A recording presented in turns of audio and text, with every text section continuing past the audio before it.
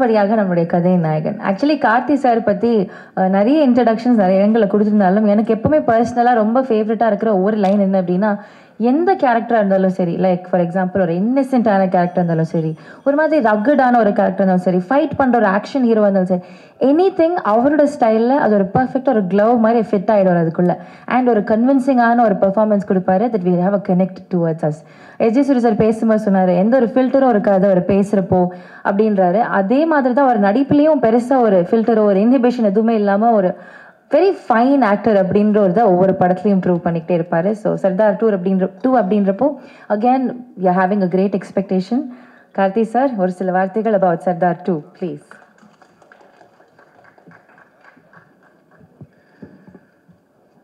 எல்லாருக்கும் வணக்கம்.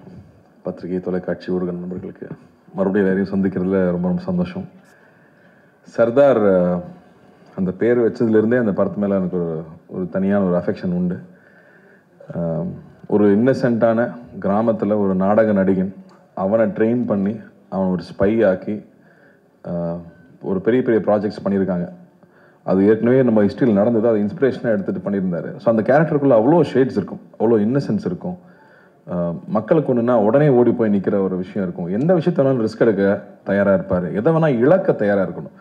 சுயத்தை, தன்னுடைய எல்லாத்தையும் இழந்து உன்னை ப்ரொடெக்ட் பண்ணணும் அப்படிங்கிறது எல்லாராலையும் பண்ணிட முடியாது. ஆனால் அப்படி பண்ணக்கூடிய ஒரு கேரக்டர். இன்ஃபேக்ட் பத்திரிகை நண்பர்கள் எழுதுனது, முதல் தடவையாக ஒரு ஏஜென்ட்டு பர்சனல் வார் இல்லாமல் பொதுமக்கள் பொது நலனுக்காக வந்து சண்டை போடுற ஒரு ஹீரோ ஃபர்ஸ்ட் டைம் ஒரு ஏஜென்ட்டாக பார்க்குறேன்னு சொல்லி எழுதியிருந்தாங்க. எனக்கு ரொம்ப சந்தோஷமாக இருந்தது அதை நோட்டீஸ் பண்ணி சொல்லியிருக்கும் போது. ஸோ அப்படி ஒரு கேரக்டர், அந்த கேரக்டர் திரும்பி வந்தால் நல்லாயிருக்கும். பட் திரும்பி வரும்போது என்ன பர்பஸ், என்ன இருக்க போகுது, மித்ரன்னாலே என்ன அடுத்தது என்ன சொல்லி பயமுறுத்த போறாருன்னு எல்லாரும் கேட்குறாங்க. அவர் ஃபர்ஸ்ட் படத்தில் வந்து கையில் மொபைல் ஃபோன் மெசேஜ் வந்தாலே பக்குன்னு இருக்கும், அதுக்கப்புறம் வாட்டர் பாட்டில் பார்த்தா பயமாக இருக்கும். அப்படி இந்த படத்தில் என்ன பயம் இருக்குன்னா அதை விட பயமான ஒரு விஷயம் வச்சிருக்காரு. உண்மையாகவே ஸ்கேரியான ஒரு பெரிய ஒரு விஷயம் இந்த படத்தில் கையில் தொட்டிருக்காரு. அப்போ வந்து how good is a hero is வந்து ஹவு பிக் இஸ் த வில்லனுங்கிறத வச்சு தான் 2 பேர் சண்டை போட போகிறாங்க. இந்த 2 பேரில் 2 பேருமே மிகப்பெரிய ஆளாக இருந்தால் தான் அந்த போர் சுவாரஸ்யமாக இருக்கும்.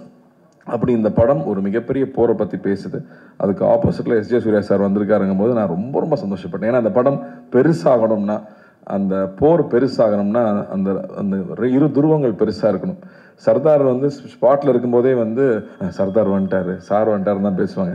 அதே விஜய் கேரக்டர் ரொம்ப விஜய் வந்துட்டான் அப்படிம்பாங்க. டேய் 2 நான் தான்டா, கொஞ்சம் மரியாதையாக பேசுகிறான்னு சொல்லி. பட் அது அந்த ரெஸ்பெக்ட் வந்து ஷூட்டிங் ஸ்பாட்லேயே தெரியும். ஸோ இந்த படம் ஆக்சுவலாக ரொம்ப என்ஜாய் பண்ணோம். நான் ஃபஸ்ட்டு எப்பவுமே மித்ரனுக்கு ஒரு பழக்கம், ஃப்ளாஷ்பேக் தான் ஃபஸ்ட்டு ஷூட் பண்ணுவாப்புல. அது ஷூட்டிங் ஆரம்பித்து உள்ளே போய் நான் பயந்துட்டேன். ஃபஸ்ட்டு ப்ரொடியூசர் தான் பார்த்தேன், எப்பா என்னப்பா செலவு பண்ணிகிட்டு இருக்கீங்க. ஏன்னா பெரிய பெரிய ஆக்ஷன் ஃபிலிம்ஸ் பண்ணும்போது பெரிய அந்த செட்டப்ஸ் ரொம்ப முக்கியம். அப்படி ஒவ்வொரு செட்டப்பும் அவ்வளோ பெருசாக இருந்துச்சு. லக்கூட்டு கேட்டேன், லக்கு என்னம்மா இதுன்னு. இல்லைம்மா நல்லா வரும் பயப்படாத. ஏன்னா எனக்கு ப்ரொடியூசர் பயமாகவே இருக்குது. ப்ரொடியூசர் சேஃப் ஆகணும். ஏன்னா வெறும் ஒரு ஐடியாவையும் உழைப்பை மட்டுமே நம்பி அவ்வளோ பொருட்செலவு, அவ்வளோ பெரிய ரிஸ்க் எடுத்துகிட்டு இருக்காங்க. நீ ப்ரொடியூசராக இருக்கிறது அவ்வளோ ஈஸி இல்லை. ரிலீஸ் வரைக்கும் ப்ரொடியூசர் தான் பண்ண வேண்டியது இருக்குது. எல்லா ரிஸ்க்கும் ஆன் த ப்ரொடியூசருங்கும் போது அந்த அந்த பயம் எப்பவுமே மைண்டில் இருந்துகிட்டே இருக்கும், அவங்க சேஃப் ஆகணும்னு. பட் அந்தளவுக்கு இந்த படத்தில் மித்ரனோட உழைப்பு வந்து ரொம்ப ரொம்ப இம்பார்ட்டண்ட்டாக நான் பார்க்குறேன். அவ்வளோ டீட்டெயில்டாக ஒர்க் பண்ணி எல்லா விஷயமும் போய் புரியணும், அதே சமயத்தில் அது சுவாரஸ்யமாகவும் இருக்கணும் அப்படிங்கிறதுக்கு நிறைய மெனக்கெட்டுருக்காப்புல. அண்ட் எஸ்ஜே சூர்யா சார் செட்டில் இருக்கும்போது சொல்லவே வேண்டாம். அவர் வந்து எவ்வளோ தீனி கொடுத்தாலும் பத்துறதில்லை அவருக்கு. கேட்டு அவர் வாங்கி பண்ணுறதை பார்க்குறக்கே சந்தோஷமாக இருக்கும். இன்ஃபேக்ட் அவர் செட்டில் இருந்தாங்கன்னா நாங்களாம் செல்ஃபோனே தொடரதே இல்லை. ஏன்னா வந்து ஷார்ட் நோட்டில் எல்லாரும் செல்ஃபோனுக்கு போயிடுவாங்க. பட் இதில் வந்து அப்படி இல்லவே இல்லை.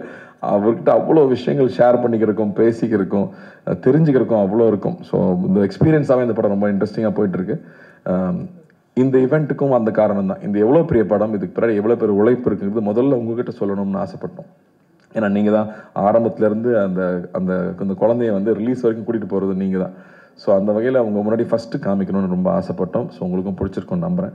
அதே மாதிரி சாம் வந்து கைதிக்கு அப்புறம் பண்ணுறோம். அண்டு ஒரு ஸ்பை ஃபிலிம்னா ரஹ்மான் சார் சொல்லிகிட்டே இருக்கார் இல்லையா, நம்மளுடைய கதையாக இருக்கணும், நம்ம எமோஷன்ஸாக இருக்கணும், நம்ம ப்ரெசன்டேஷன் இன்டர்நேஷ்னலாக இருக்கணும்.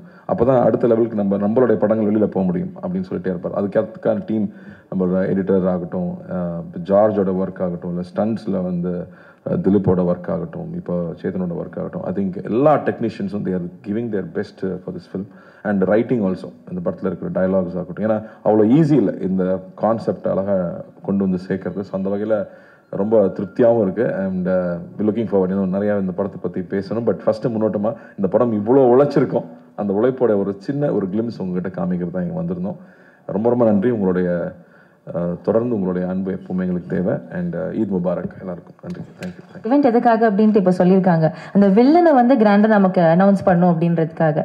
ஸோ இந்த வில்லன் வந்துட்டு, அதாவது ஒரு படத்தில் ஒரு வில்லன் இருக்காங்க, மோஸ்ட் வாண்டட் லிஸ்ட்டில் இருந்தாங்கன்னா எஸ் வில்லனுக்கான அந்த இதுன்னு சொல்லலாம். ஆனால் இங்கே தமிழ் படங்கள்லேருந்து பாலிவுட் வரைக்கும் அந்த வில்லன்ஸாக நடிக்கிறதுல மோஸ்ட் வாண்டடாக இருந்தால் என்னங்க பண்ணுறது? எல்லா படத்துலையும் ஹீஸ் இஸ் ஆன்டகனிஸ்ட். பட் ஒவ்வொரு படத்துலையும் அவர் வந்து ஒவ்வொரு விதமான ஷேட்ஸ் எல்லாம் காமிச்சு it's just keeping it engaging. இந்த பிளாக் டேகரும் பார்க்குறப்போ அந்த லுக் அந்த music, oh my God, totally standing. So அவர் வந்து இதை பற்றி பேசணும் அப்படின்னு நம்ம ஆசைப்படுறோம். ஹெச் சூர்யா அவர்களே ஒரு சில வார்த்தைகள் பேச அன்போடு மேடை கழிக்கிறோம். வணக்கங்க, எல்லாருக்கும் வணக்கம். பத்திரிகை நண்பர்கள், ஊடக நண்பர்கள் எல்லாருக்குமே ரொம்ப ரொம்ப நன்றி. இன்றைக்கி வந்து இந்த ஈவெண்ட்டில் வந்து கலந்துக்கிட்டதுக்கு. சர்தார் 2 ஒரு ரிமார்க்கபிள் ஃபில்முங்க. நான் ரொம்ப என்ஜாய் பண்ணேன். மித்ரன் சார் வந்து லக்ஷ்மண் சார் ஃபோன் அடிச்சு இந்த மாதிரி டைரக்டர் வருவார், Lakshman sir Venkatesh sir phone அடித்து சொன்னாங்க இந்த மாதிரி டைரக்டர் வருவார், கதை சொல்ல வராரு அப்படின்னு சொன்னாங்க. சர்தார் 1 வந்து எனக்கு ரொம்ப பிடிச்ச படம். சரி, அதில் சீக்வலில் என்ன பண்ணுறாங்க அப்படின்னு சொல்லிட்டு எனக்கு ஒரு எக்ஸைட்மெண்ட் இருந்துச்சு. ஸோ மித்ரன் சார் வந்து நேரேஷன் கொடுத்தாரு, ரொம்ப ஹாப்பி ஆகிட்டேன் நான். ஸோ அதான் மித்ரன் சார் சொன்ன மாதிரி உடனே நான் ஒத்துக்கிட்டேன்னா வெரி சேலஞ்சிங்கான ஒரு ரோலாக அது இருந்துச்சு. அதுக்கு வந்து அவர் டிசைன் பண்ண விதம், இந்த என்னோட கேரக்டர் அவர் டிசைன் பண்ண விதம், சர்தாருக்கு உண்டான கோல், சர்தார் இந்த படத்தில் எடுத்துக்கக்கூடிய எஃபர்ட், அது எல்லாமே ஒரு அழகான ஒரு படமாக அது ஃபார்ம் ஆகிருக்கு. ஒரு நம்ம நேட்டிவிட்டியுள்ள ஒரு மெசேஜும், இன்டர்நேஷ்னல் தரமுமான ஒரு ஏஜென்ட் ஸ்பை படம் வந்து ஒரு ஹாலிவுட் தரமான ஒரு விஷயம். அதை வந்து நம்ம ஊர் மக்களுக்கும் கனெக்ட் ஆகிற மாதிரி, புரிகிற மாதிரி, முக்கியமாக என்டர்டெயின் பண்ணுற மாதிரி அதை வந்து ரொம்ப அழகாக கன்ஸ்ட்ரக்ட் பண்ணியிருந்தார் டைரக்டர் மித்ரன் சார். ஒவ்வொரு டைரக்டர் நல்ல டைரக்டராக இறைவன் கொடுக்குறான் எனக்கு. நல்ல மாதிரி நம்மளை செதுக்குறாங்க. நம்மளும் டைரக்டர் என்ன சொல்கிறாரோ அதை பிடிச்சி போய்டுறது. அதுதான் அதோடைய ஹைலைட்டாக இருந்துச்சு. நான் ரொம்ப என்ஜாய் பண்ணேன். இந்த டே பிஃபோர் எஸ்டர்டே கூட ஒரு வைட்டல் சீன் ஷூட் பண்ணாங்க டைரக்டர் சார். அது கிட்டத்தட்ட ஒரு ஃபுல் டே, நெக்ஸ்ட் டே வந்து கண்டினியூ பண்ணி நைட்டு 2:20 வரைக்கும் ஷூட் பண்ணோம். யோகி பாபு சார், நான் இது கவுண்டரில் அங்கே கார்த்தி சார் எல்லாமே சேர்ந்து எக்ஸ்ட்ராடினரி சீனாக அது வந்துச்சு. அப்போ தான் எனக்கு ஒரு விஷயம் தோணுச்சு.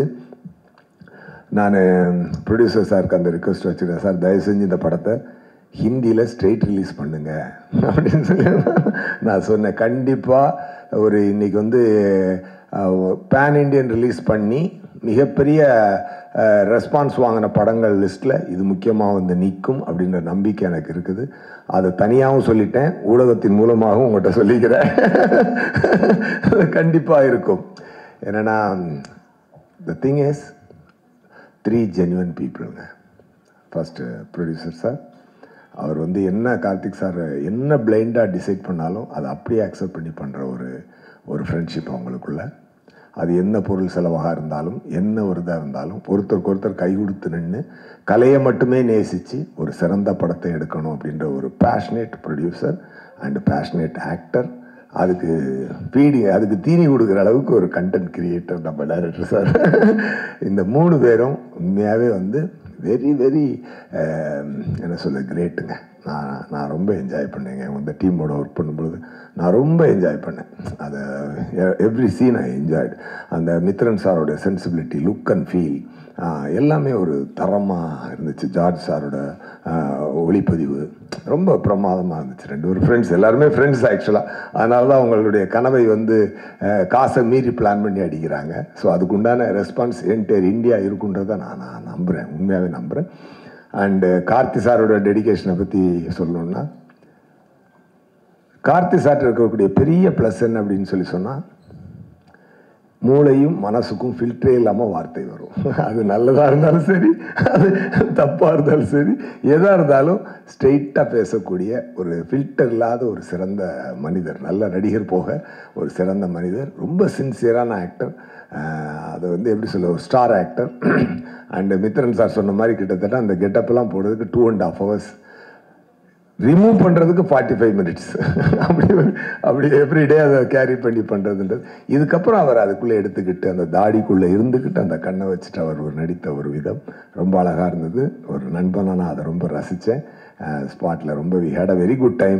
டெஃபினெட்லி மக்களும் நல்லா என்ஜாய் பண்ணுவாங்க. Sardar 2 will be a super duper hit. Thank you so much. அவர் சொன்னார் முதல் பாகத்துல இருந்து 2வது பாகம் ரொம்ப வேறுபட்டது, ஒரு தனியான ஒரு ஸ்டாண்டலோன் கதையா இது போக போகுது அப்படின்ட்டு ஒரு சின்ன விஷயம் எனக்கு ஷேர் பண்ணாரு. we'll see what he has to share for the press. Mister Mithran அவர்களே அன்போடு பேசுறாரு. எல்லோருக்கும் வணக்கம், ஈத் முபாரக்.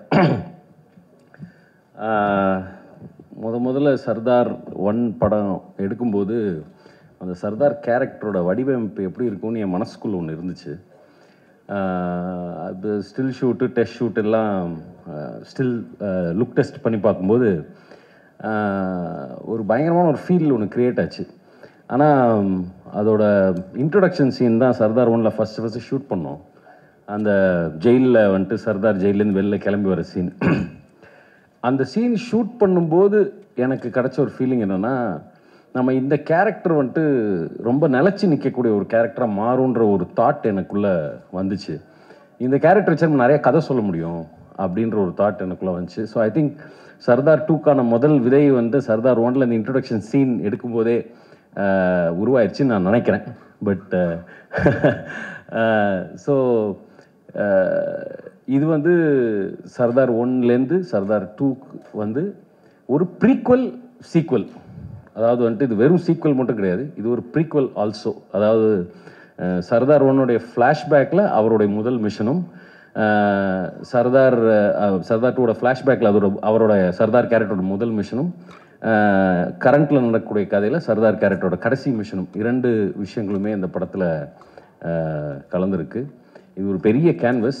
இது முதல் நன்றி வந்து லக்ஷ்மண் சாருக்கு தான் ஃபஸ்ட்டு சொல்லணும். ஏன்னா கதையை வந்து நானும் கார்த்தி சாரும் ஒரு ஃப்ளைட்டில் டக்குன்னு பேசிட்டோம். அது ஒரு 3/4 மணி நேரத்தில் முடிஞ்சிருச்சு அந்த மேட்ரு.